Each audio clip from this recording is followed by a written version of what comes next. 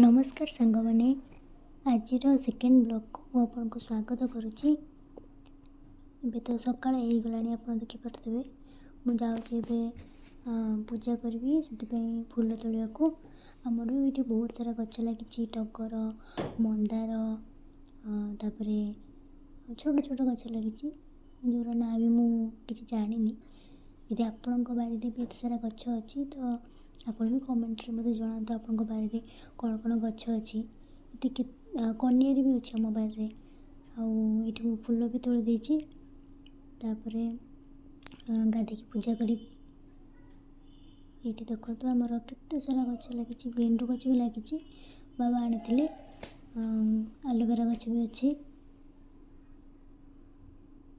आहरी बहुत सारा होता जो वर्षा सब मरी जा।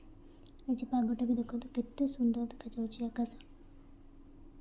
आपन को जी गाँव में रहा भल लगे मत तो गाँव में रहा बहुत भल लगे आपण मानक भल लगे तो कमेंट करूँ। यहाँ आम घर पछपटर बारी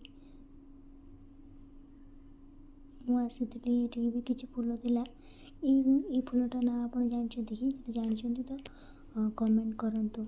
मुझे भी जानी फूल ना कौन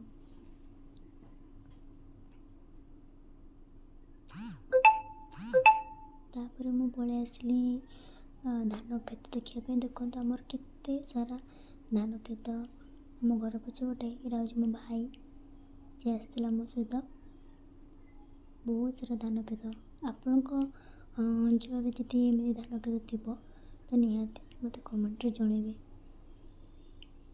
एमती परिवेश रहा तो मत बहुत भल लगे यदि आपण भी भल लगे कि नहीं तो आप मत कमेंट जरिए जनइबे। देखो केते छोट छोट जो चढ़ई आसिकी मो झरका पाखे बसी मुझे रेकर्ड कर देती।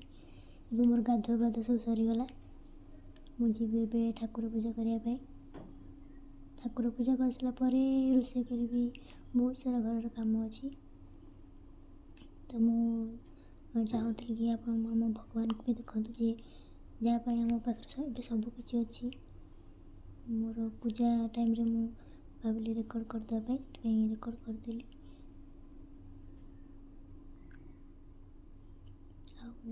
आमर ए लंच टाइम हो गला लंच रे मु आज किसी रोषे कर नी